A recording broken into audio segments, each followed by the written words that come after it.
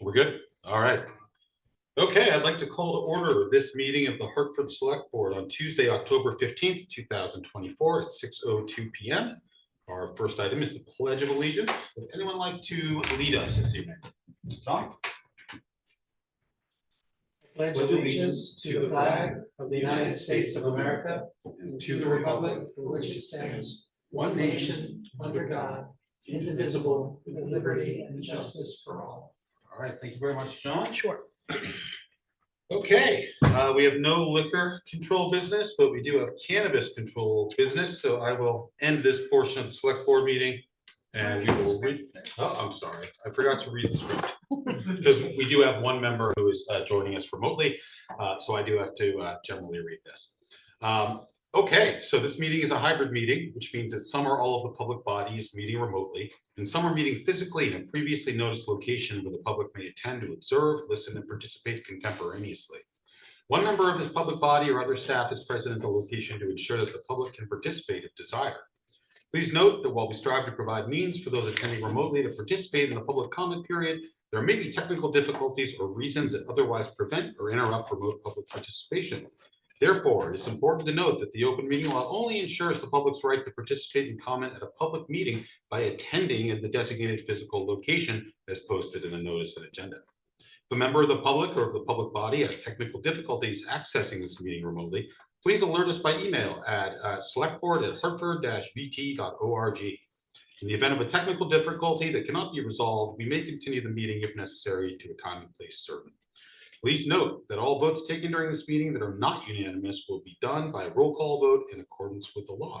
As required by the open meeting law, let's start the meeting by taking a roll call attendance of all members participating in the meeting and have those members attending remotely identify themselves to ensure that they can hear and be heard throughout the meeting. So I will start. Lanny, can you hear us? Lanny Collins, I can hear you. Can you hear me okay? Yep, we can hear you. Thanks very much. Sue, you're here? I'm here. Ida? Here. Mary? I'm here. Brandon? Here. Kim? Present. And I am here. Thank you, everyone. Okay, so we've done the hybrid script. We will now close this portion of the select board meeting and reopen as the local cannabis control board. We have a application, VVS Farms for tier 2 application. I believe VVS Farms, Tish is here. If you want to identify yourself, tell us a bit about the tier 2 license if you'd like. Hi, my name is Tish Owens, and with me today is Jason Owens, my husband. Great. And so we are here to ask to upgrade our license from a tier 1 to a tier 2. And the only differences or changes that we will be making is we will integrate our new rack system to increase flower. So basically, tier 1 has a certain canopy head count, and tier 2 has a larger canopy head count. So we're not going to be building any larger of a structure to kind of keep the same level of efficiencies. We're basically going to be building a rack system, so there'll be 2 tiers within the space. And it's basically like an aluminum rack that you set up and lighting sits underneath it. Then you'll have 2 tiers, which basically doubles the capacity of plants. So it's very straightforward and doesn't require any more energy beyond the lighting as far as like heating and cooling for the space. So okay, any questions? Or any questions? If not, I'll take a motion. Mary? Sure. I move that the select board accept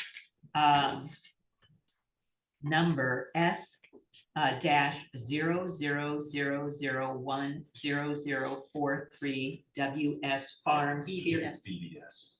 Is that right? VVS? Yeah, oh, sorry, VVS Farms tier 2 new application. New application. Do you want me to repeat that again? Sure. Okay, S-0000100043 indoor cultivator tier 2. Okay, we have a motion. Do we have a second? Second. We have a second from Sue. Any discussion? All those in favor say aye. Aye. Opposed? Okay. Lanny, Thank you. Thank you. Thanks very much. have a good night. Yeah, you too. Good night. Lanny, did you say bye? I said aye. Yep. Thank you. Thank you. Okay, so we will now close our time together as the Cannabis Control Board, reopen as the Select Board. Order of agenda, no changes that I know of. So we'll go to public comment. We'll start with people in the room and then hear from anyone who's joining us by Zoom. If you want to speak, you'll have 3 minutes. There's a timer here, and once that beeps, if you could conclude your remarks, that would be great. We ask you address the board as a whole and refrain from any personal attacks. So we'll start in the room. Okay. Seeing no one in the room, anyone on Zoom? No hands up at the moment. Okay, so we will close public comment and go to select board comments and announcements. Kim? Not for me today. Brandon? Nothing. Merritt? I just want to say that while I didn't do anything special, I think yesterday was a special day for Indigenous Americans. Thanks very much, man. Ida? No comments. Sue, anything? No. Lanny, do you have any comments? Yeah, I do. I just like to tell the general public that I'm sorry I cannot be in attendance at the meeting at Town Hall tonight. I had a complete knee surgery last Monday, and I'm still not able to drive and get about that well. So my apologies to the public and to the board for not being able to be there in person. Thank you. Thanks very much, Lanny, and we hope that you heal up. I don't have any comments, so we will go to our next item, which are appointments, and we're going to consider the new appointment of Holly Henderson, the Hartford Conservation Commission, for a 4-year term beginning October 1st, 2024, and ending September 30th, 2028. And Holly, are you here? There we go. Sorry, just the dates on that should be October 15th to. Oh, I'm sorry. It's correct. October 15th to September 30th. So great. So Holly, if you want to just come up and introduce yourself and maybe tell us your interest in being on the Conservation Commission. If we have any questions, we'll ask. And hello, thank you for having me. I apologize for my tardiness. There was an accident on Queechee Main Street and Route 4, so that kept me up. My name is Holly Henderson. I'm a resident of Hartford. I live in Queechee with my husband Ethan Henderson and our 2 young children, Alder, who's 3, and Ira, who is 1. I am taking a little siesta from doing conservation work while I raise my young children, and I'd really like to contribute to the conservation efforts here in town. I hold a ecology degree from the University of Vermont, a Bachelor of Science, my undergraduate, and a master's degree in ecosystem science and management from Texas A&M. And I'm just eager to do more work. I have a vast amount of experience with federal and state and local grants doing conservation work with water quality, habitat management and protection, and wildlife surveys. So I'm very excited to be here and to contribute for the next 4 years, hopefully. great. Questions for Holly? Kim? Like, thank you. I mean, you're clearly qualified just to serve, and thank you for your application. I'm curious how you heard about the vacancy on the committee. I actually had reached out to Matt Osborne about a year ago, and in hopes of getting on the commission while I take this break from work. And I have attended a couple of meetings just as, you know, a resident of town and made some contributions already. So I think they're excited to have me, hopefully. They are. Great, thank you. Great. Any other questions for Holly? Not, I'll take a motion. Sure, I need a motion, and I think would be correct to do October 15, 2024 to October 14, Yes. 2028. Okay, Okay, sure. so, Yeah. That's okay. I move that the select board appoint Holly Henderson to the Hartford Conservation Commission for a 4-year term beginning October 15, 2024 and ending October 14, 2028. Okay, we have a motion. Do we have a second? I'll second. We have a second from Ida. Any discussion? Okay. All those in favor say aye. Aye. Opposed? Okay. Thanks Thank you very Holly. much. Thank you. Thank you. Good luck. Okay, great. John, we're gonna turn it over to you for the town manager's report. Thank you, Mr. Chairman. I will start with the town manager's report and get to a couple of highlights from SIGAX. Budget season is in full swing, as you know. We're hoping to have budget books to select board members on October 25th. That's a notebook with all the department heads' budgets collated for your perusal the rest of the process. There is a number of town clerical workers who have reached out to AFSCME Council 93 to pursue the possibility of establishing a collective bargaining unit. This is fresh news only in the last week or so, so stay tuned for more information as the process unfolds. I did meet with the Parks and Rec director and a couple of experts on dams on Friday, October 11th, and gained some additional perspectives and suggestions for our continued investigation of whether to recommend partial or full rehabilitation of the Wrights Reservoir Dam or its dismantlement or breach. On October 29th, coincident with the next select board meeting, there will be a public hearing led by the town manager and the Department of Public Works on the $4.1 million Fairview Terrace and Gate Street Highway and Retention Wall project, which appears as a November 5th bond vote ballot item. Meanwhile, DPW has generated a project fact sheet. I've distributed it to the select board members tonight who are present, and we're also posting it around on the various platforms. So hopefully we'll have maximum exposure for people as they consider their votes in the days ahead. And a report from the IT department points out that they have designed and rolled out new door controls for town hall as requested to enhance security here in the building.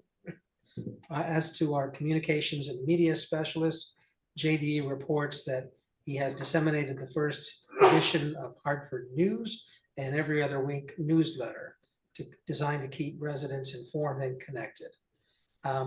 He did also attend, as did I, VLCT's Town Fair in Killington Resort. He networked with other municipalities and learned things that he will work to implement in his work improving town communications. JD also reports that he took photos and videos of town landmarks, window dressers, that activity, the job fair that was here at the town hall building outdoors, and the ice installation at WABA. He's also stated that he's updated web pages for departments and commissions. Dana Clausen, our environmental sustainability coordinator, notes that the Hartford Energy Commission held its third annual window dressers build at the White River Junction VFW. Over 75 volunteers came together over 7 days to build 175 window inserts to help homeowners save energy, lower their utility bills, and lower their greenhouse gas footprint. He also notes that planning for the Nature Conservancy's Community Resilience Building Program is underway. This exercise will help identify environmental and other issues facing Hartford and the community's strengths. There will be an all-day meeting in November to gain insight and input from community members, which will help the Nature Conservancy create an assessment which we can then use in our hazard mitigation planning.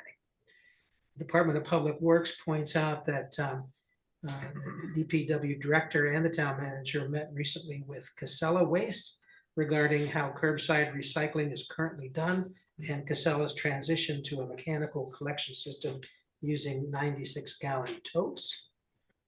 There's also a reference within the Quechee Pollution Abatement Plant report that we should congratulate Oscar Garcia for receiving his provisional pollution abatement operator certification from the state. They've also installed the final new pump at the Whitman Brook pump station. All three pumps are now operational. As to the transfer station, the VLCT insurance adjuster has inspected our damaged front end loader and has determined that it is in fact a total loss. So there will be a check forthcoming from VLCT to compensate the town for that loss. Hartford Police Department was awarded a grant from the Patrick Leahy Bulletproof Vest Partnership for $4,445.13 to cover half of the cost of replacing officers' soft body armor as their vests expire. Interviews were recently held for the data crime analyst position within HPD. An applicant was chosen and will start work toward the end of October. And HPD is working with HCRS and the Clara Martin Center to fill the embedded social worker and substance use responder positions currently vacant in the outreach division at the police department. Just a couple more notes, if you'll be patient with me. The fire department wishes to congratulate Amy Jerome and Alan Beebe for successfully completing the Fire Inspector 1 and 2 program.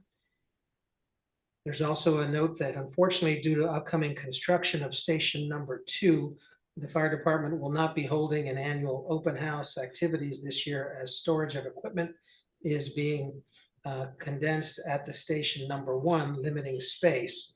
They plan to restart the practice next year and hope to have an open house at the new station number 2 when construction is done as well.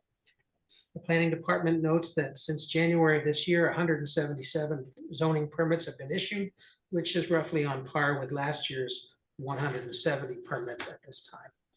Thank you. Okay, questions for John? Kip? Two little ones, for the Fairview Terrace bond open hearing. Would that basically serve in place of what we normally would do for an information night for a bond, like? And normally we do these in the town meeting cycle, Right. but the statute requires simply that there be a public meeting within a certain number of days of the election to take place. And that's input we've had from bond counsel Eli Emerson. So October 29th was selected as the date that fits their requirements for timing. And the,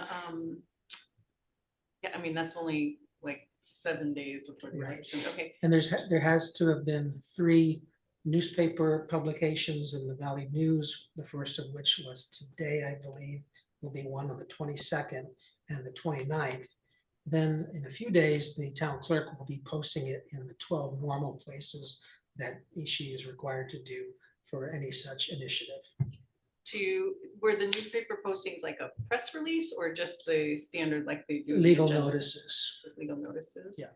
I mean, do you think a press release would be, I mean, I feel like we want as many people to know about this hearing, public hearing as possible. I agree. And one of the things that's included in the handout I gave to you this evening is reference to the upcoming October 29th meeting, along with some history of the project, loan and debt matters associated with the project, et cetera. But yes, I'll certainly be talking with JD about how to maximize the word that this is coming up. I think just every single opportunity that's possible to, and Laney does have his hand up. I just have one more quick question for the SIGX. The change in the door access that was referenced in IT, does that mean our badges still work or do not? They still work. Okay. There are some older ones that Dylan, I think, will be contacting owners of those to see if they need to be upgraded. But the current ones that are out there should do the trick unless Dylan has been in touch with you specifically. It's just to have a few more doors that are activated by the badges, especially after hours, like 2nd and 3rd floor, I believe. Okay. And then I had asked in my email about the panic button in room 1 and active shooter training. So I guess I'd just like to see if that's consensus among the board as to, I think it, like there are various panic buttons in rooms within town hall, but not in this room. And I've like suggested for a couple of years that we might also participate in an annual, like maybe even starting in March or April, do an annual active shooter training with HPD or just public service members to. He has done that in the past, Officer Santagate for in-house staff, and I can't imagine why he wouldn't be happy to do It's just that. about coordinating it, I guess, so that would be the. It seems like there's support on the board for something. And then the question as to panic buttons, do you have any particular locations in mind? Should it be at the chair's desk, at this desk, or both? I mean, I had always just kind of assumed town manager's desk because like where the chair sits from year to year could vary unless that gets, Okay. you know, I do think that I guess that's up for debate. But Seems like the best vantage point. Yeah, that's true. Yeah. I was just wondering, as far as if you face us, you're not looking that direction. we have all those windows. I don't know. We can certainly Up for ask Dylan to Yeah, talk to his experts about where's the best location right. for at least one of those. Yeah. That might be that just gets designated as the chair seat going. I really don't think security details need to be discussed in open session. Lenny, get your hand up. Do you have other questions or comments for John? Yes, John, I sent you an email regarding the West Hartford Library and the water. Wondering if you had a chance to look into that any further? I have not, and that's one of these situations, Lanny, where I believe that given the time and effort associated with it, I'm going to ask you to raise it with your fellow select board members to see if in fact you all as a board want to task me with that project to try to improve the water situation at the West Hartford Library. As I understand it, and we've heard most recently from the West Hartford Library folks, they're used to it. They've adapted to it. They've investigated the options and seem to be, resigned to the fact that they're going to have to live with this particular situation. But if the board wants me to go above and beyond that, I'm happy to do it, Lanny, but I would like the full board to chime in on it. So I'm not just responding to a select board member. No, I understand. I was just asking for some data with a meter before I went and got the whole board involved in process of how we could fix things out there. So I didn't think it was a big ask for data, but I had asked John to see if he could get the water department to put a meter on the water usage out there to determine how much is being used, because in one of the emails we received, there was a statement about using reverse osmosis, I believe it was, or water treatment of some kind, but it would only treat a certain number of gallons. So the first step in the process would be to determine how much usage there was. And that's why I was asking about a meter. So I would ask the board to support at least installation of a meter to determine possible steps going forward. Thank you. Thank you, Lanny. Should we maybe make that a future agenda item? Yeah, let's put that on for the next agenda. I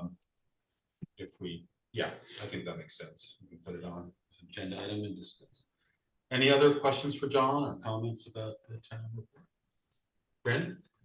I'd just like to congratulate the town staff that filed for a union election. Everyone has the right to form a union. It's in federal law, and it can sometimes take many years to organize such a thing. So, it must speak to teamwork and solidarity among that team. And I consider us lucky to have them in place, and I look forward to good negotiations. Thank you, Brandon. Any other questions or comments for John? Ida? I just want a little more clarification around what the public hearing is gonna look like at the October 29th meeting. So is there gonna be it is our select board meeting, Yes, right? It's the yes. same meeting, so there'll be a little bit of a presentation about this information and then sort of an extended public comment period for people to weigh in Yes, within the context of our normal kind of public comment. yes. Yeah, we've done Okay. it before where we basically just say we're gonna, close the select board meeting, open as a public hearing on this Okay. topic, and then if there are people who want to comment, we give them time to Okay. do that. So it's like an extended public comment Okay. on a particular And stay tuned, there is a much more fulsome version of the fact sheet in terms of a PowerPoint presentation. I think it's in the neighborhood of 15 pages that Chris has also put together. So he'll have a little bit of a more detailed overview followed by this question and answer session. Okay, I mean, this is quite a lot of detail for one, like just member of the public to absorb in this short span of time, so. I don't know, if that could be put together with an eye towards like a brief executive summary takeaway slide To at the allow for beginning and the discussion, end, sure. to sort of really have the key highlights so that people can absorb within a span of a few minutes. Yeah, and John, sorry. Yeah. Todd's point about the handout, that's gonna be up online. Yes. On our site soon, right? So people can see it ahead of time. Yes, I think in fact, it's already on Facebook, and I think JD put it on a couple other platforms later this afternoon, and certainly we'll hit it more aggressively in the days ahead. Any other questions for John? Comments? All right, thanks very much, John. All right, our next item, we're going to hear from the Historic Preservation Commission. We do have we have like a PowerPoint slide deck in our it's in the agenda. in our packet. It'd be nice if we could get it up on the screen, but I don't know if that's going to work. But we're here, we're ready to listen, so please come on. Well, Matt prepared a presentation that theoretically we can project. But basically, the Historic Preservation Commission started in 1993. And we have received grants of about $6,700 every year from the state of Vermont. And using the seed money that you folks give us in the budget, which is around $2,000 to $3,000, depending on the year and the decade, that and the hours that the staff uses and that the volunteers, the board members join together, we're able to leverage that and create some very interesting projects. I don't know when this all goes on. I don't think it's gonna So come it's on. not working. It's not working. But we have, I mean, those of us that have Well, screens. it's unfortunate because it's a really nice presentation. Well, at least it is recorded, I sorry. can just read the text and give you some idea. And if you could just identify yourself. I'm for sorry? the record. If you could just identify yourself for the record, I'm not sure. I'm Your Jonathan name? Scheckman. Thank you. Sorry.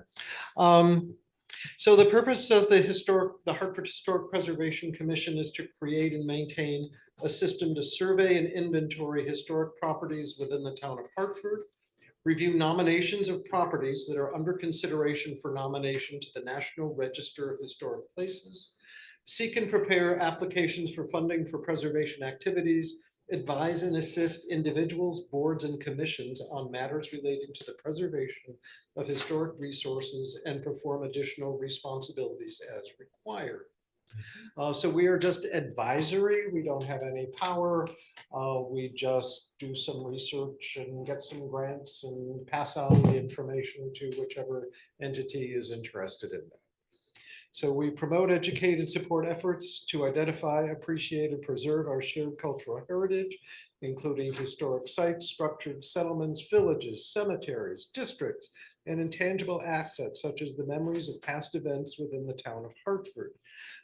Most recently, we just completed the history of performing arts and oral histories for the town of Hartford, and illustrated the publication with pictures of the performing groups and the old buildings that were and are not still around, and got some very interesting conversations with a number of the people that are in the arts community. And so it's very fulfilling. And theoretically, we'll come up with a publication that can be utilized for future research. So the past CLG project, oh, by the way, this is a certified local government, which means that in order for the town to receive funds, we have to have a historic preservation commission to be a CLG. So that's why we're here. Historic districts, there are 9 in totals. Historic districts for each of the 5 villages: Christian Street, Jericho, the terraces, that's Maplewood, Fairville, and Hillcrest Terrace, and the Advent Camp Meeting Grounds on Taft's Flats. We've also created some interesting brochures. I don't know if you've seen any of them, or but there's one for every district that includes a walking tour and a map showing the various assets. Past CLG projects include cemetery research and oral history project, design guidelines for downtown White River Junction, historic district signs, and as I said, the Hartford Performing Arts survey.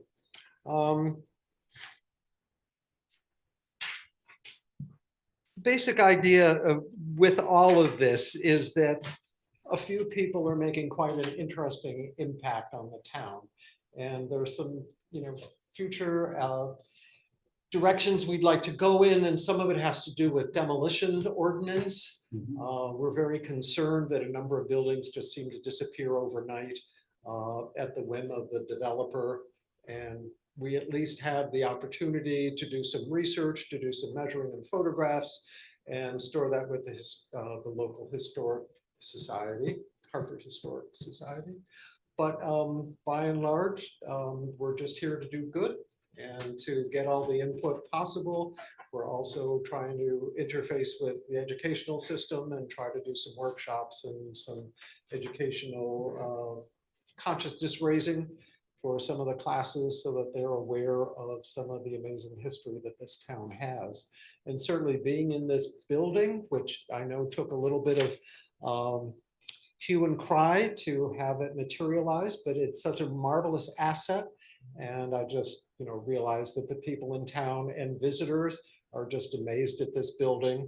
And I don't know if you all know that it was in Ripley's, believe it or not, that this was actually two buildings that were put together. I mean, as you know, first there was half of the building and then the second half was built. And so there's actually somewhere a publication with a full page picture of this building from way back when, and it's just an interesting asset. And just to see what this building was like prior to the demolition and during the demolition, when smoke and cinders would come out of the ceiling in people's offices, and now this amazing pristine site for all of us to work in, and it's very joyous. So anyway, we would just like to have the opportunity to inform you and to keep up the good work. So that's my spiel. Questions? Any questions? Jim and then Mary? Has the HPC ever done any work around indigenous populations related to the town of Hartford? We have not pursued it. There is there's a federal statute of section 106 where if there's any public money being spent on any sort of excavation, sewers, highway or whatever, that there actually is some time set aside for archaeological digs and indigenous research. But that has never been in our purview at this juncture. By design or just because? It really hasn't come to our knowledge that there's a necessity to pursue it, but we're certainly willing to. One of the first dictates of the CLG is to try to get the historic districts underway, and we've pretty much done that. There are a couple of around Taft's Flats that we're still looking into, but by and large, that'll take care of most of the history of buildings. And I mean, Wilder is like the very first planned community in the United States with all the roads and the factories and the paper company all laid out. It's very interesting, and to find that research. Anyway, we'll certainly pursue it. I have a personal desire to know about that, but I am not giving the commission any direction as an individual. Well, but generally we work on a physical site. So if someone says, gee, what about this right here by the river, right where it used to be, corn planting, Or and just Lyman Point or right. So, we could probably look into that or research that, but in a way we need a bit of a focus. Gotcha, thanks. Yes. Yeah, I'm going to accept what Kim was saying, because I really feel very strongly. I was talking with John Moody this past weekend of the Winter Center in Hanover, and he said, because I asked him if there was anything that the town of Hartford and that the commission was doing, and he felt that there was movement to explore some of the sacred sites. I think what's hard, historically speaking, is because the indigenous community doesn't treat property or buildings because it was shared among everybody, and there's no specific boundaries that we have. But I was looking at your purposes and goals: preservation activities, historic resources, intangible assets, the language, the sacred spiritual sites and things. are all really, really important, because I used to teach history, and you don't start with the colonial period. You start with what was there before that, and we tend to overlook. And specifically, we just had yesterday celebrated Indigenous Peoples' Day, and we don't really know enough. And I was just fascinated by what they've been doing with language, trying to understand language and putting oral history together. And I think we should be a part of it, not just Hanover. It should be, and again, like Kim, I'm not trying to tell you what to do, but I was under the impression from what John Moody said that there is some emphasis or some movement in going forward and exploring. Well, what would be advantageous is if John Moody could actually contact Matt Okay. and come to a monthly meeting, Yeah. and perhaps just express some of his thoughts and share with us what Hanover might have done and other. Well, city- it's the Winter Center. I actually got the brochure, Winter Center for Indigenous Traditions, and it's not just about Hanover, but it is located in Hanover. So Would you be willing to take that responsibility? Sure. Great, excellent. We look forward to that. Great. Lanny, go ahead. Yeah, if anybody is interested in the history of the indigenous aspect of Hartford, there is a pretty good display down to the Hartford Historical Society of the Abenaki in our area. And it would be really nice if folks could go down there and see what's there. I'd hate to see the Hartford Historic Preservation Committee have to reinvent the wheel when there's been a lot of discovery out there from that entity of Hartford Historical Society. What would be better if we could possibly find a way to meld those two entities together for the benefit of history in our town? Thank you. Thank you, Lynn. Other questions or comments for John? This is great. This is fascinating. I always like to tell people that a famous movie, Way Down East, was filmed. The famous ice flow sequence, Lillian Gish, a D.W. Griffith movie, The Wilder Dam.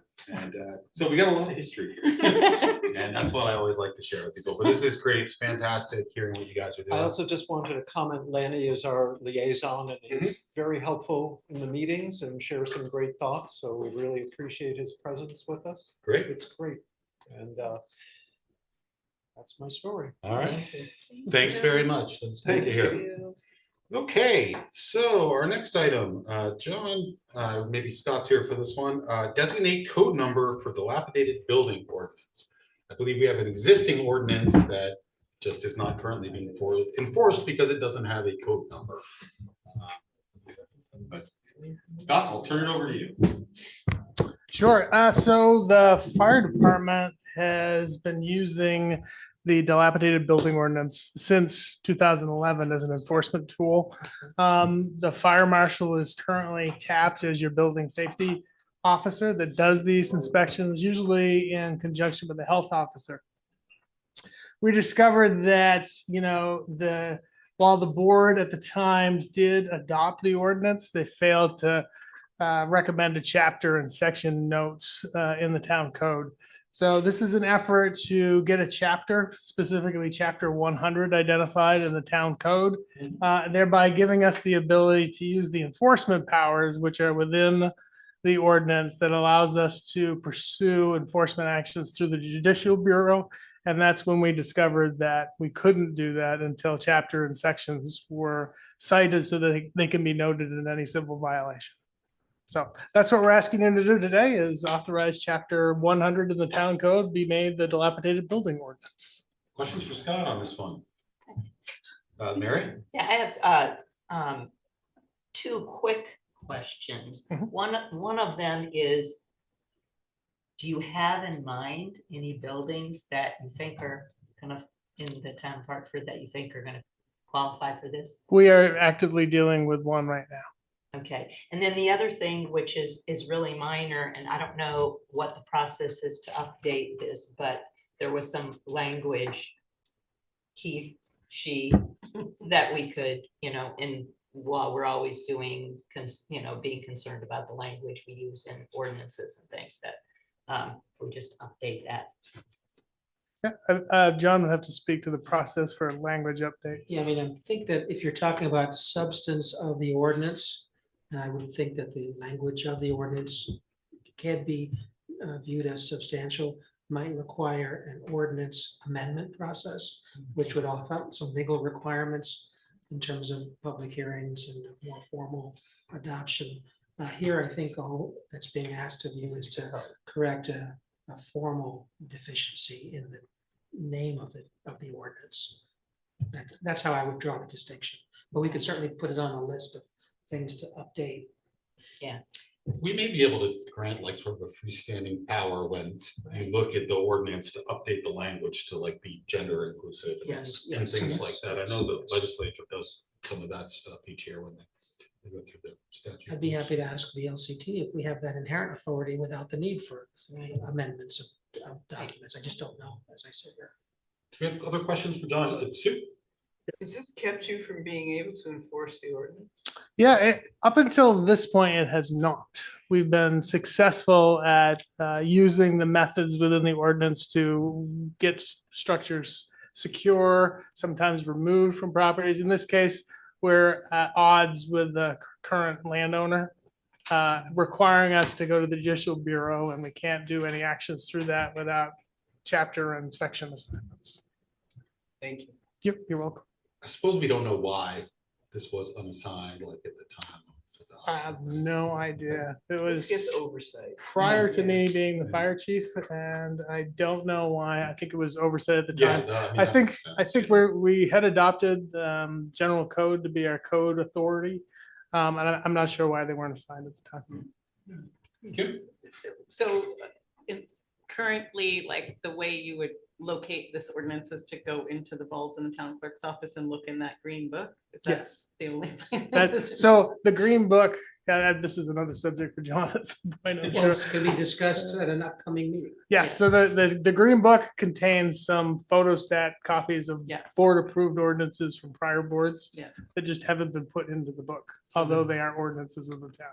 Gotcha. Part of the whole overarching goal of digitization of policies. And then I would add also within the request from H. Corey over previous years to eventually have, a qualified consultant review the town's policies through a lens of equity, and those, the gender inclusivity things would be a very across the board, just global need for correction.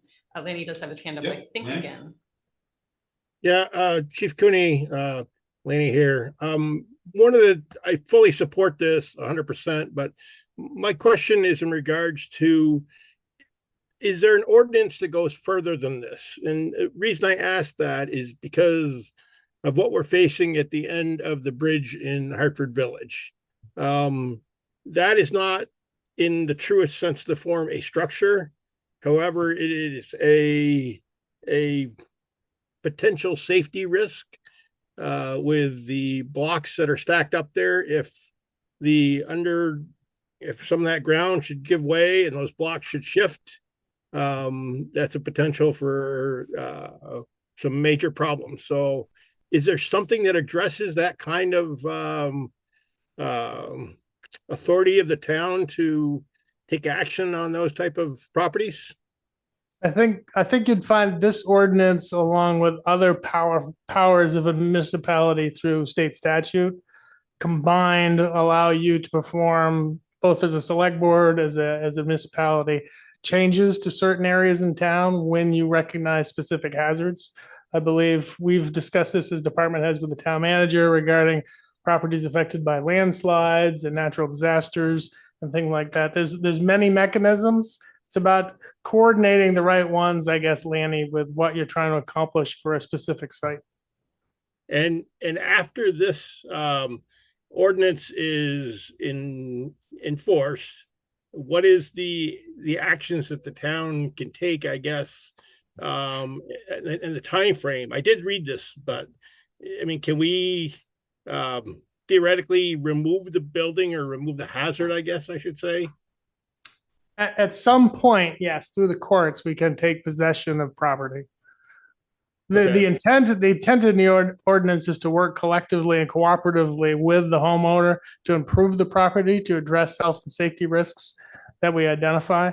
I think the worst case scenario would be the town take possession and have to spend taxpayer funds to correct or abate a problem, but that's probably the last case scenario. And we'd have to involve the courts within that process.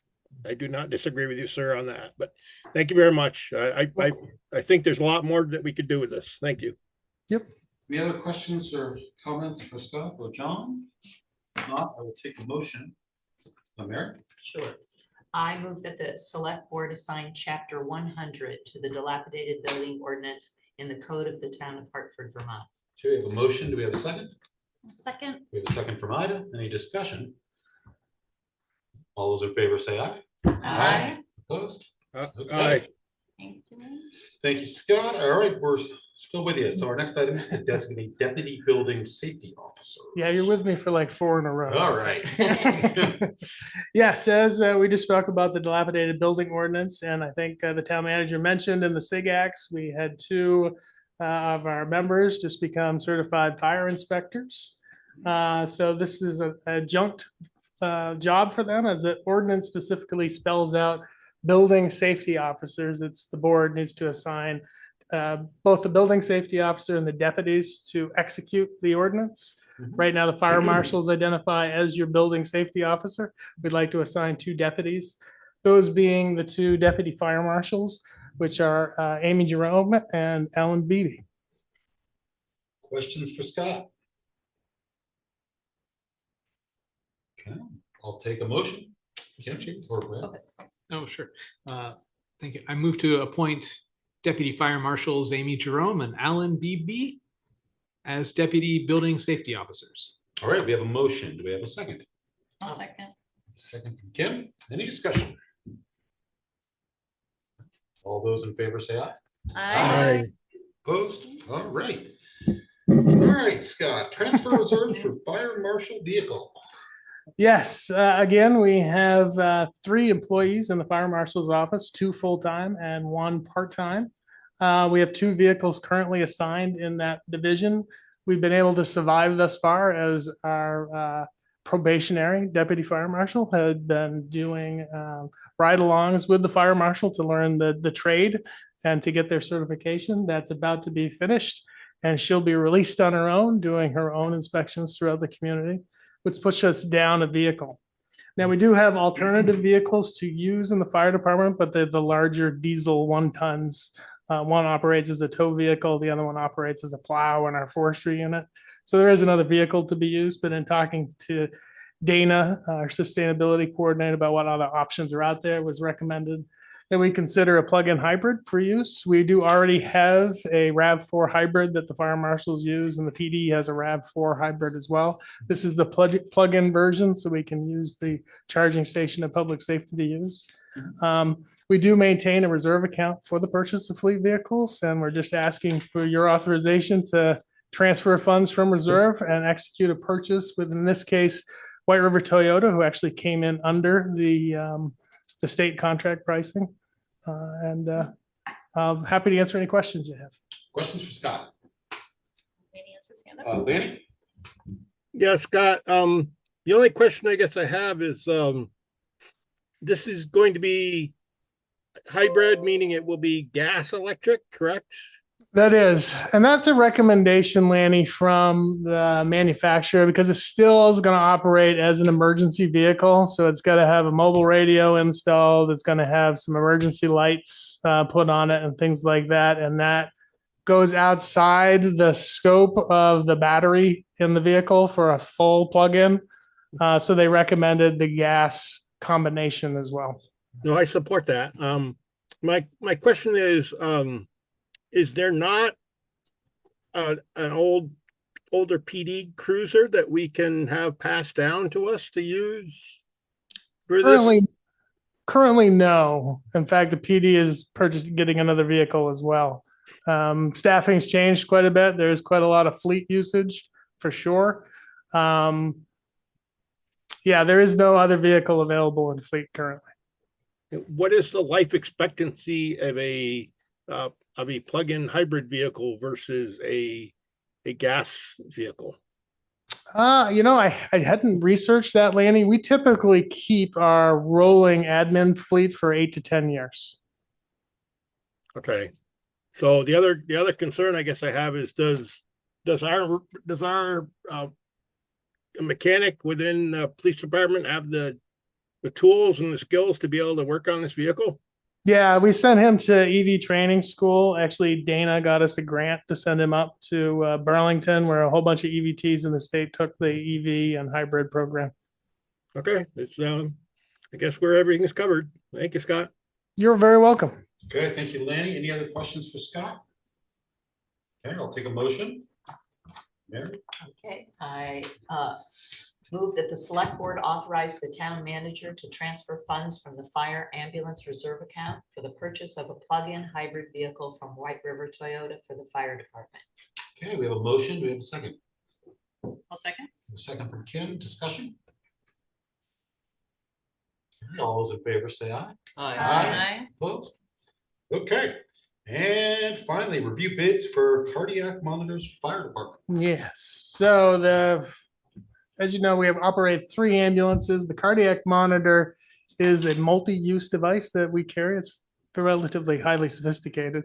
Monitors all your regular life signs and vital signs, as well as provides all the electricity that the paramedics would use for different medical emergencies.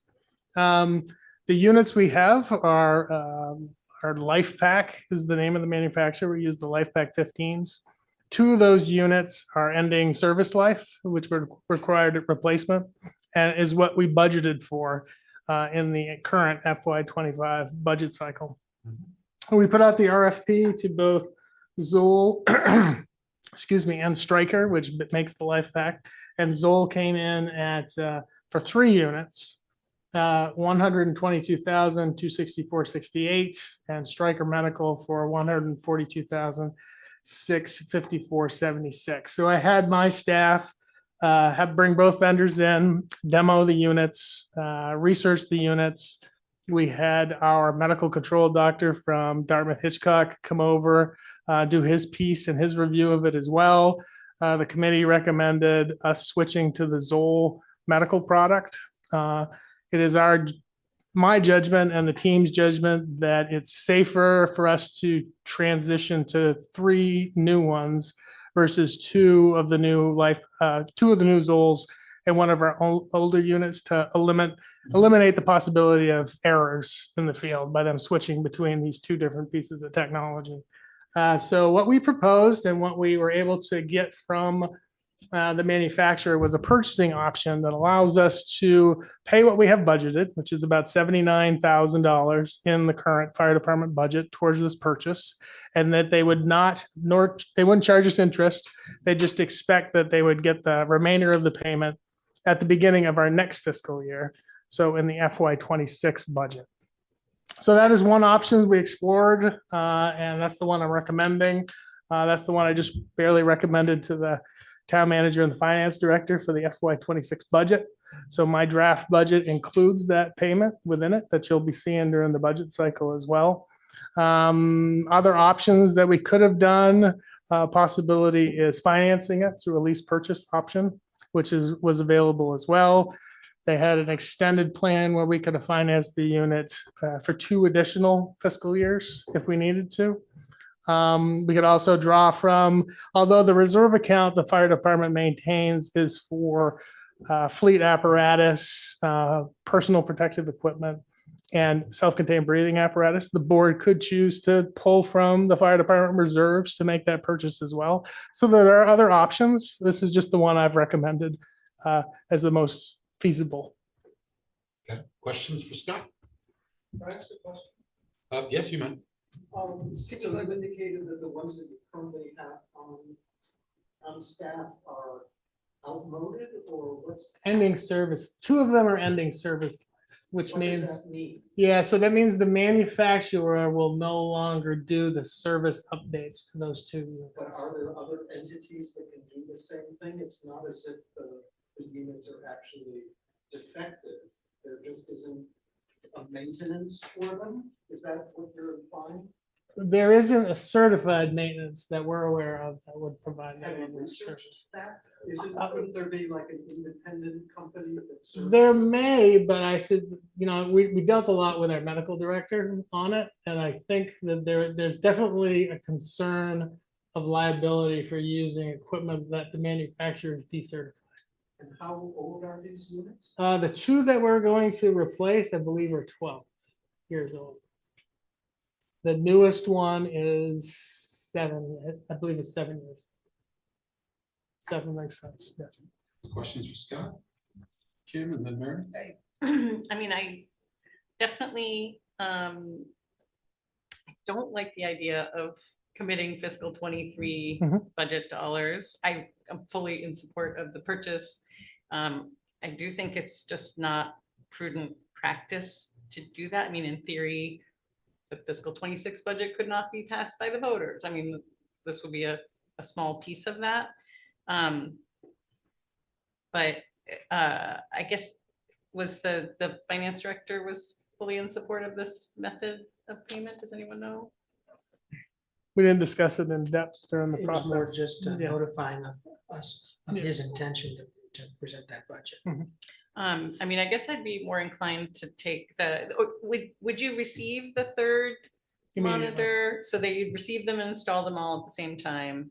It would just defer payment with 0 interest until the fiscal 26 budget. Correct. I mean, I don't know how strongly the board feels about it. I just feel like it's not a good precedent to set, even though I don't have any concern around the purchase. But I guess I would be more inclined to reallocate some fiscal 20, like reserve funds that are already allocated, and then ask that the fire chief request a supplement in their reserve account to cover this in the budget request. Does anyone have any strong opinions? I mean, I agree with your logic. It does seem like, even though it's like a relatively safe scenario, it does seem like not the best precedent to set in terms of the budget, future budget not being set or approved yet. I mean, So if there are reserve funds that we could allocate, then that seems more.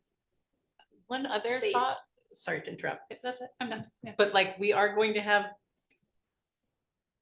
if the finance director would agree to obligate those funds, that we have ARPA funds that could be used for that. And I think technically the requirement is to have those funds obligated by the end of the the calendar year. Yes. I mean, if the board is amenable, I'd be happy to do a motion that says for the third monitor to use ARPA funds if possible, and if not, reserve funds. One quick question, Mary, if you don't mind, for Scott. How critical is this? Like time frame wise? We don't, do we have to do it tonight? No. Yeah, okay. All the monitors are in service to date. We're good through the end of this fiscal year, as Yeah. far as our last update with the manufacturer. Because I'd probably recommend that we come back to it rather than just amending the motion, like here right now, if it's not critical. No, maybe the other option. we've got time. Mary, you had your hand up. Well, with your suggestion, Kim, didn't we already pass a motion to make the rest of the ARPA funds available for reducing the tax burden? So I feel a little uncomfortable. We keep trying to find places for things for ARPA. And then the only other question I had, and maybe you've already answered this, Scott, will these monitors have a shelf life like the past one's 12 years, and then they're all going to go at once? It's not, okay. It sort of sounds like we table this and then we bring it up maybe next meeting, and it seems like the desire of the board is just to have funding that's not contingent on a budget that Yeah, I mean. doesn't exist. No, that's perfectly fine. Well, if we're hearing that these are not critical Yeah. until the end of this fiscal year, That's correct. then any time even after town meeting when you have a budget approved. I should check to find out what these, oh, so the quotes from the vendors do expire on November 30th. So I'd have to reach out to them to find out if they would hold that pricing for us, if you wanted to go further than November 30th. Any objections to tabling this until the future meeting? No, I just have So- one comment, which is partly my own fault because I am very new to ARPA funds. But I have been feeling like we keep hearing that, and I think, is anybody counting to make sure we're not going beyond what we have? And of course, I don't want us to leave them on the table either, but Right. this would give us time to figure out those questions. The resolution that we made, I think it was just at the last meeting, basically. I wasn't here, so that's my Oh, that's right. excuse. That's right. We Thank you. did, we adopted a resolution that basically will not allow any ARPA funds to be left on the table. And it's just basically, we've said that we can use it to offset, and I don't know if it was fiscal 26 or fiscal 25 off the top of my head, like if it could be either one. I would have to go back and look at but I think the finance director is the best one. to answer. So the other thing that's been in my head is my husband's favorite phrase, which is say whatever he gets to plow. So as long as we have that money, maybe we should be using it. Brandon? My only comment is that if, assuming we table this, that you, Mr. Chair, and Ms. Vice Chair, and the town manager all work together to, if this quote is not extendable past November 30, that it gets back on our agenda before then. Yeah, I think that's a good point. Any other questions or comments before we go to the next agenda item? Okay. Thanks very much, Scott. Oh, you're welcome. Thank Appreciate you. seeing you. Yeah. All right, this next one's kind of interesting. This is a proposal to establish a railroad weathervane steering committee. Yes. Steering as in keeping the train on the tracks. I have heard and watched news coverage of the interesting story of how the original railroad depot Weathervane disappeared during the night about 41 years ago and appeared many years later on the Sotheby's auction block, about to be sold to the highest bidder. And at some point before the hammer fell, Sotheby's and/or the state of Vermont identified this parcel as having been stolen. And it was therefore returned to what was viewed as the rightful owner, the state of Vermont's Agency of Transportation, which I guess was deemed to be the successor of the railway company who once may have owned the item. So since that time, I've heard from local legislative delegation, very strong interest in bringing this historic artifact back to where it belongs in the town of Hartford. And we've had some interactions with the state through emails about under what conditions the state would be willing to return the Weathervane to the town of Hartford. And they seem to be concerned that it not be stolen again, but that we don't lock it away so tight that the public can't have good access to it. And so I think their goal is to return this to the town of Hartford on the condition that the town has developed a plan for safe, secure storage of this item and display of this item in a way that is open to the public to appreciate it. And so with those things in mind, I sat down and had a discussion with Dave Briggs and Judy Barwood from the Historical Society. And we kicked around some ideas as to how we might satisfy the state that we're heading in that direction. And we came up with the plan to establish a committee that could have some key stakeholders in town come together for hopefully only a handful of meetings and present a recommendation to the select board as to how the town should display and secure this important item sufficient so that the state of Vermont is satisfied and comfortable with the idea of returning it to our safekeeping. So with that in mind, I've simply proposed how such a committee could be composed. It's certainly not set in stone. It's just one person's idea after talking with a couple of other people.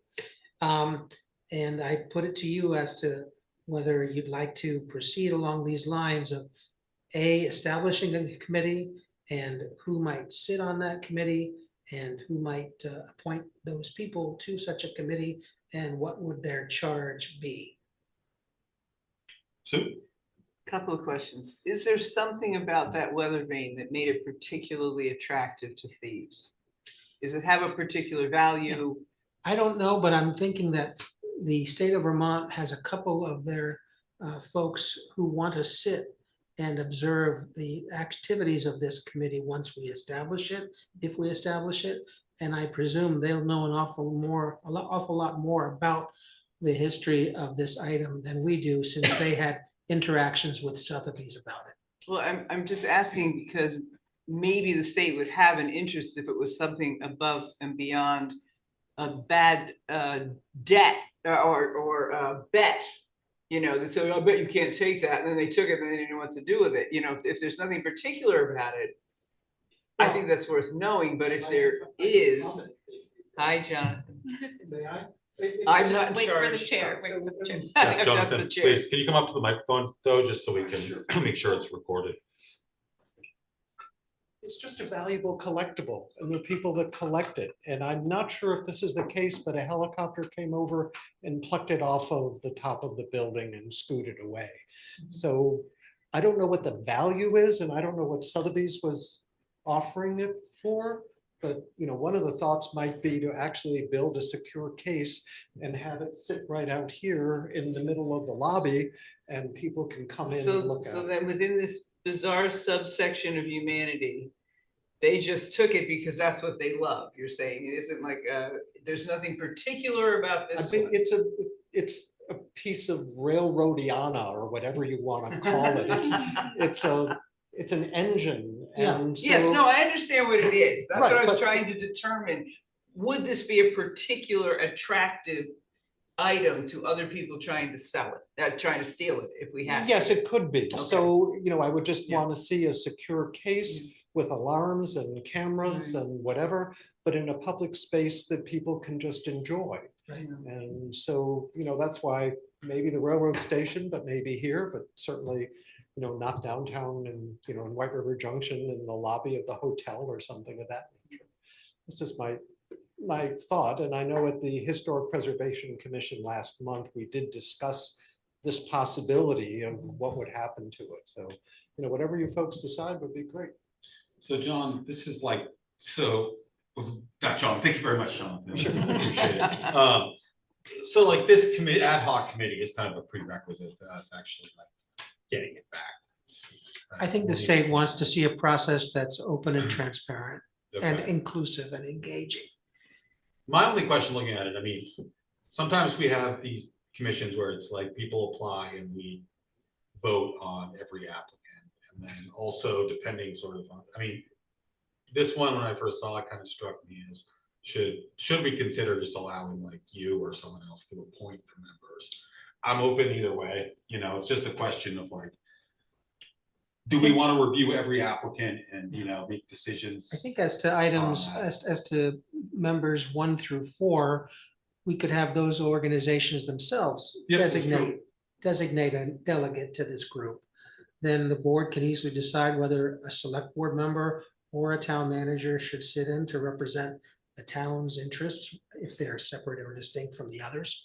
And then I was just thinking, again, in terms of openness and transparency and engagement, might be fun to advertise a 2-week window during which residents who were interested could state their reasons for their interest and any special skills or knowledge that they might have to bring to the table, from which I or someone else could make those 2 appointments at large people. That's just a thought. Kim? Lainey does have a hand up. I do have one question. I honestly, like, we established a policy for appointing to committees for committee members. And so I do think, because also I think there could be members of these other groups that don't have any designees or don't have, so I think like, just make it open for applications, make sure, I mean, by all means, notify those groups that we would love to see applications from them. I don't think it has to be too arduous, but I think we established a policy, we should follow it personally. Lanny, do you have a comment or question? Yeah, this seems to me to be a discussion that we could put an end to the discussion about having a committee and just as our Hartford Historical Preservation Committee men said, just build a box and put it in town hall. I mean, that to me seems like it's the most direct place to be seen by everyone that visits our town. It is a extremely valuable piece of railroading history in the town of Hartford, and we as a 7-member board should be able to come up with a decision on where we should put this thing. We don't have to put every single thing to committee. It's ridiculous to have a committee to decide everything within the town. This is something that is, in my opinion, something that we can act on as a board and say, we're going to build a very nice display podium case to put it in town hall. I am opposed to a committee and we're going to have to be having people that are going to be putting in for money for this committee. Just do our job. That's all we have to do is do our job and make a decision. Thank you, Lanny. Sue? Is this idea of this committee did not come from the state then? No, it was, Okay. the state was reaching out to us. I believe this is how it worked. And wondering how it was that the town would want to proceed in a way that, I'll have to find the exact email exchange, but let's put it this way. The state was very concerned that it wanted to have a community thoughtful decision as to where it should be located and what's the best way to secure it and display it for the public. After I had meetings with a couple of folks in town with some historical perspective about it, the thought came that we would establish a committee which could kick around some ideas. I think that Mr. Scheckman and Lanny are probably correct. The probable outcome of this is a recommendation that it be displayed here in the town hall with a secure apparatus around it. I think that's probably what the outcome would be. But I would like to show the state that we're being thoughtful about it and trying to engage the public in a discussion of our history, I think is not a bad thing, something to celebrate. I did notice in one of the emails from the state official that they mentioned the Weathervane belongs to the state of Vermont. It's our responsibility to ensure its availability to the public and long-term safety. And then it says a little bit later on, basically you want to ensure the committee's final proposal is one that can be accepted by the state. The state officials are kind of at least giving the impression that we can't just say, put it right there until we go through this process. Jonathan? I agree that a committee could be arduous, and I just wonder if someone could correspond with whoever sent that document and just indicate that we are a CLG and we do have a Historic Preservation Commission, and they would be interested in coming up with an idea to submit to both them and the select board. If that fails, then perhaps we could go to a committee and get a little more arduous about it. But it's just a thought and it might simplify the whole process. I just wonder, John, our town manager, talked to the state officials and came away at least with the conclusion that he should present to us, the board, a committee to look into this to make, some. Well, was that exactly, or John, what exactly? I'm going through the history of the rather lengthy email exchanges that we've had. But let's put it this way, the state representatives that I spoke to liked the idea of a committee to get input about the best orientation, location, and security measures. But it doesn't mean that they might not like another idea if the board prefers to present something else. And who was that individual? Oh, I'm dealing with Michelle Boomhauer. I was just gonna say, the entire email exchange is in the agenda packet, so you could actually review it for yourself as well. Yeah.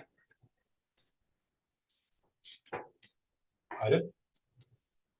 Yeah, I do wonder that, I don't know, some type of midway point could be proposing that if it sounds like the Historic Preservation Committee has interest and capacity to potentially take leadership on this, and if we could present to the state an option that, that's, we're designated our Historic Preservation Committee to lead a process and invite broader comment of interested people, rather than form a new committee, sort of say we're delegating it to an existing commission that's part of our town.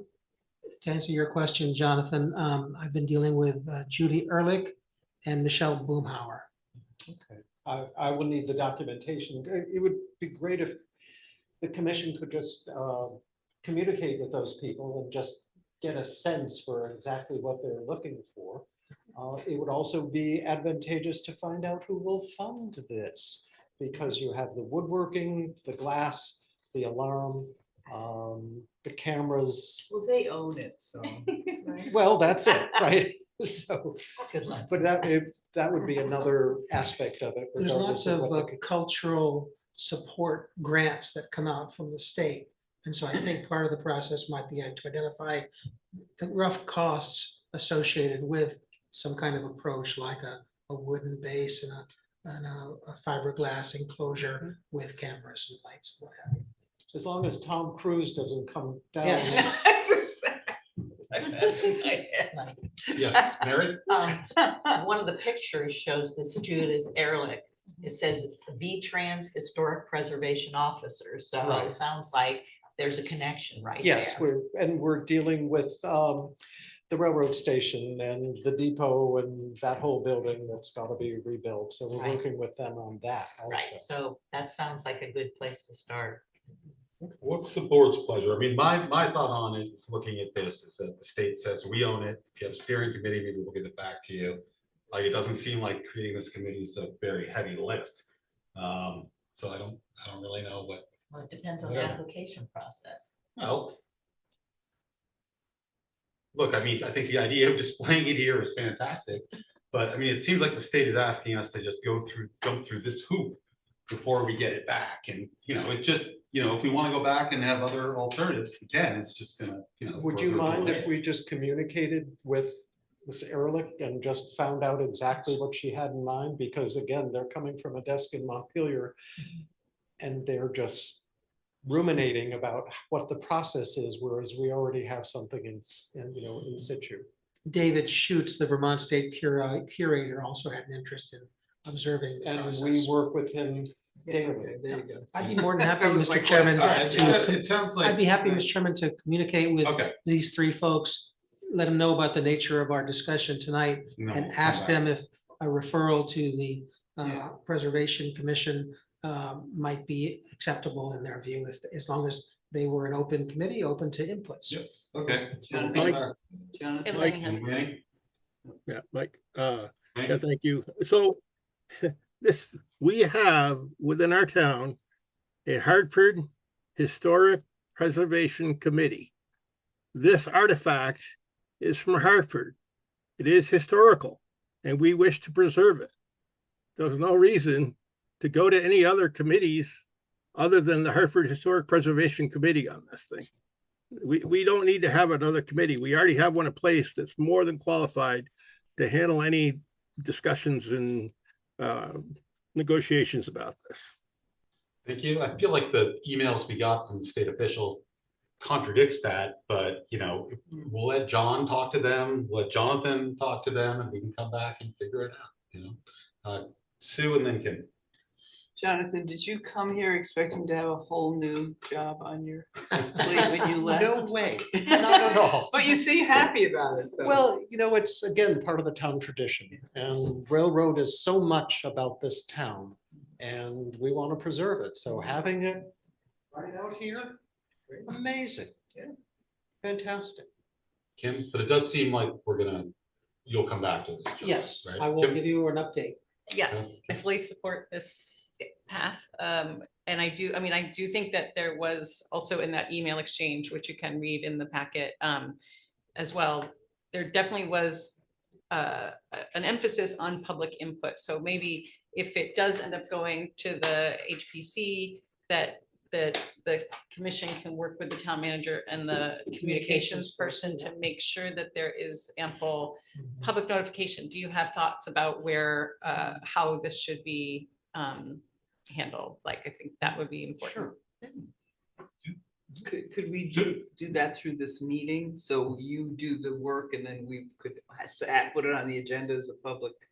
I think we should ask the state Yeah. whether this Right. different approach is gonna be acceptable. Yeah, I don't think that's what's doubt that likely. they'll probably say it is, but I think we owe them that courtesy since they've got possession. And as we know, possession is Yes. 9 points of the That's right. law. You never argue with hostage taking. I think it's kind of the same thing. All right. Thanks, everyone, for your input. We'll come back Thank to you. this. Thank you. I do not have an agenda. I don't have that. I will follow up with you and send you this material. Great, excellent. Yeah. Thank you. All right, our last action item on this part of the agenda is the select board budget calendar. Any thoughts, questions? You got all the dates there? Kim? I just have one very specific request, but I guess I could reach out offline. Thank you. Thank you. That on the 25th of October, if there was any possibility for the budget books to be available before 10 a.m. Otherwise, I won't be able to get it till the following week. That's awful tough, as we've already had one kink in our planned process. It's gonna be awful tough to have them done by the end of the day on the 25th. Okay, I'm sorry to say. that's all right. Do best I can. I will let Gail know that there's one member at least who would like to have it sooner. I will manage it, or I'll try to get someone else to pick mine up. That's what I'll do. There's not a meeting on the 25th. No, that's it's just when the budget. Okay. books are available. The 29th, we do get the overview. Yeah. So that's the next real, well, that's our next meeting, right? So that's the big one. Anyone have any thoughts, feelings, objections? I put into yellow, Get into feelings. I mean, I put into yellow the alternative dates, just so that you know that not all of them need to be used. Right. It depends how good we are and how lucky we are with the weather, et cetera. And it seemed like last year we had at least one sort of weather related Yes. cancellation of a meeting, so it's nice to build some of them in, you know. I don't know that we need do we need a formal motion to adopt this, or, you know, just say, hey, yes, this is our schedule. It's fine with me. I just wanted to put it before you. I've already circulated it to you. Yeah. But if you wanted to adopt it, you could, but I don't think it's critical. All right. Everybody good with this, Sue? I like that part about we're not necessarily gonna use all of them, because there was way too much coloring in on those ones. Yes, Okay, thank you. I'm with you. Everybody good on the budget calendar? I mean, yeah, you know, looks good. Just It's a busy season.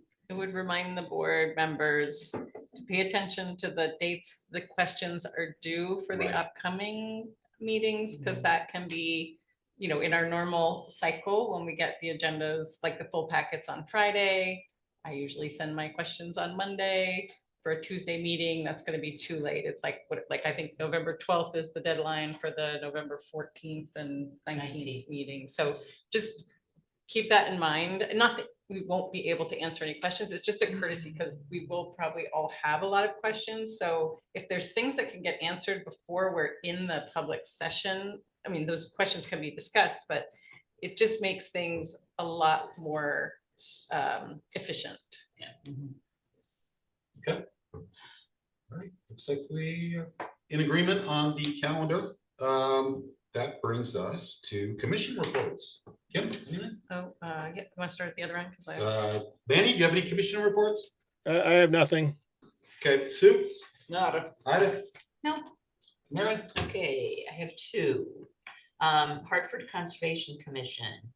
I am so glad I don't have to say there's one vacancy now that Holly has agreed to come aboard. We had one guest from Hartford, Hartford area, taxi. I always area. Technical, It's yes. career and Technology technology. center, career and technology center. Yes. TCTC. Erica Schneider discussed continuing the forestry educational partnership with them and informing the commission of a new instructor with the program, Dan Gibson. Several members from Vermont Law and Graduate School were in attendance discussing environmental advocacy, hoping to renew the agreement with the Conservation Commission by the end of the calendar year, specifically under the terms restoration and invasives. Discussion of the budget was an important part of the meeting, primarily because the costs are going up in the budget as a result of the amounts collected on Green Up Day. The HCC was over budget by $300. The areas of concern are additional items that end up in the dumpster that are not supposed to be there, which means a surcharge. And as noted before, I've said this before, the higher cost of tires that must be disposed of, since costs have risen from approximately $5 a tire to $15 a tire.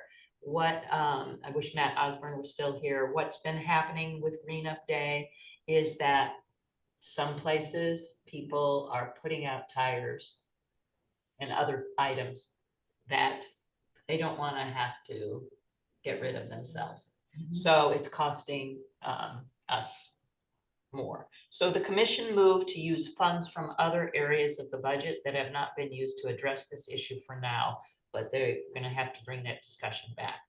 And we're already past the Family Forest Frolic with Sky Claude. She holds these once a month with children and families.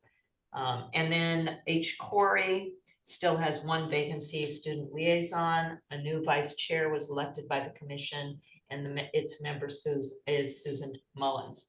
Julia Lau met with the commission to discuss the district equity committee work. Julia is the Hartford District Equity Coordinator. The goals for the Hartford School District for 24-25 are: number one, increase knowledge of two Hartford School District policies, anti-racism and the gender inclusivity, and how to implement them at the classroom, school, and district levels.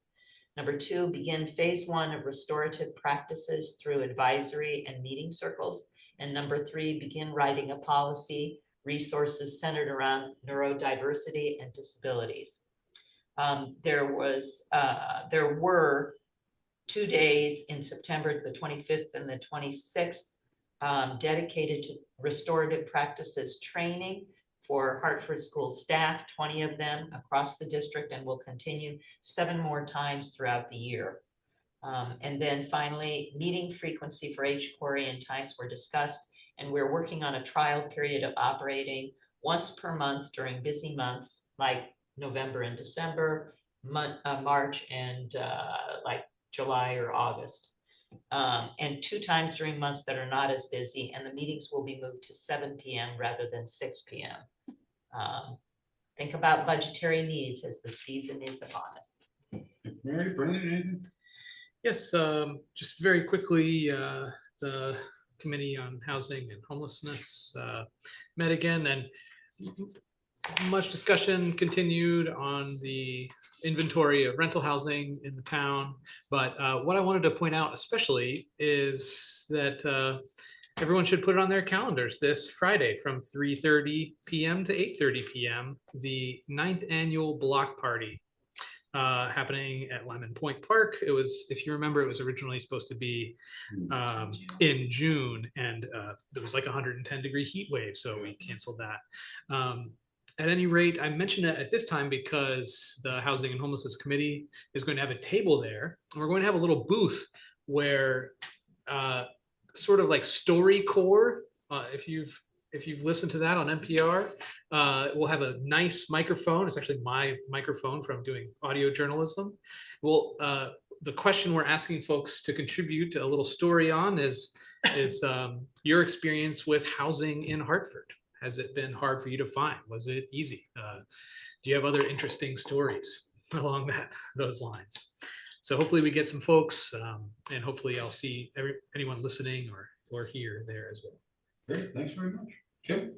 The planning department made it very easy for me because I just copied their SIGACs, and they said on October 7th, Planning Commission held a public hearing and approved an application by the Good Neighbor Health Clinic for a harm reduction vending machine and for subdivision on the corner of Jericho Street and Newton Lane. Great, thanks, Kim. I don't have any thanks, so we can go to the consent agenda. Someone like to make a motion? All right, Mary. Okay, I make motion that the select board approve payroll ending 10/12/2024. Approve the AP manifest of 10/11/24 and 10/15/2024. Approve the meeting minutes of 10/1/24. And we have future meetings 10/29/2024, 11/12/2024, 11/14/2024, a budget meeting, 11/19/2024 budget meeting, and 11/26/24. Okay, we have a motion. Do we have a second? I'll second. A second from Kim. Any discussion? All those in favor say aye. Aye. Opposed? Okay. All right, so we have two matters for executive session. Considering a proposed settlement of a legal matter and discussing evaluation of an employee. This takes three motions to actually go into executive session. And everyone should have a copy of the proposed motions. So I would take the motions necessary to go into executive session. Yep. Should I do all three? I One or three separate votes? think three separate votes. I think 1 and 2 can be done as a one and two. combined motion for a legal discussion. Okay. And then the second one probably should be separate. Okay, so Either. two motions and two votes. Okay, Mr. Chair, I move that the select board, in order to find that there are legal matters involving the town and premature general public knowledge would clearly place the town and or persons at a substantial disadvantage. And that the select board go into executive session to discuss a pending legal matter in which the town is involved in an attorney-client communication made for the purpose of providing professional services as set forth in 1 VSA section 3133 A1 E and F. All right, we have a motion. We have a second. Second. Second from Sue. Any discussion? Okay, all those in favor say aye. Aye. Opposed? Okay, now we'll take the other motion. Kim, you want to just Sure, keep going with Mr. Chair, I move that the select board go into executive session to discuss an evaluation of a town employee pursuant to 1 VSA section 3133 A3. it? All right, we have a motion. Do we have a second? Second. Second from Ida. Any discussion? All those in favor say aye. Aye. Opposed? All right, and we are going into executive session. Could I sign off on these documents? That'd be helpful for. Absolutely. All right. And we need,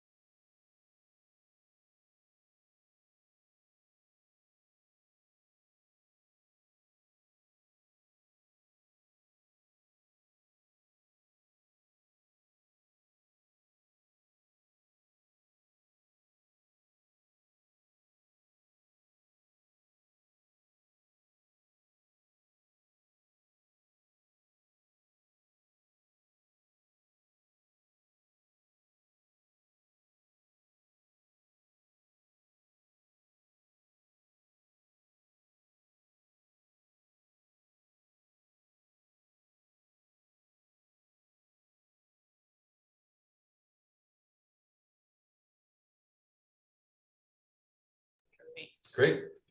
Okay, I'll take a motion to come out of executive session. Okay. So moved. We have a motion. Do we have a second?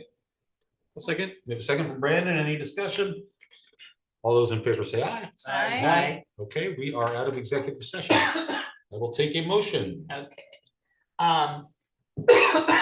I move that the select board ratify the settlement of Little Tree versus Town of Hartford, with the only financial contribution from the town being its deductible of $1,000, with the remainder of the funds for the settlement being paid by the Vermont League of Cities and Towns Property and Casualty Intermunicipal Fund, passive, and that amount is $21,500.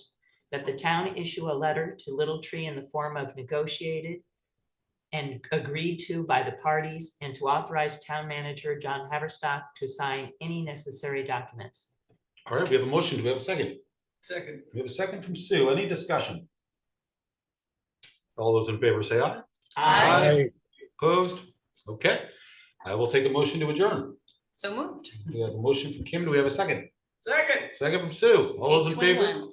say aye. Aye. We are adjourned. Aye, aye, aye. Okay.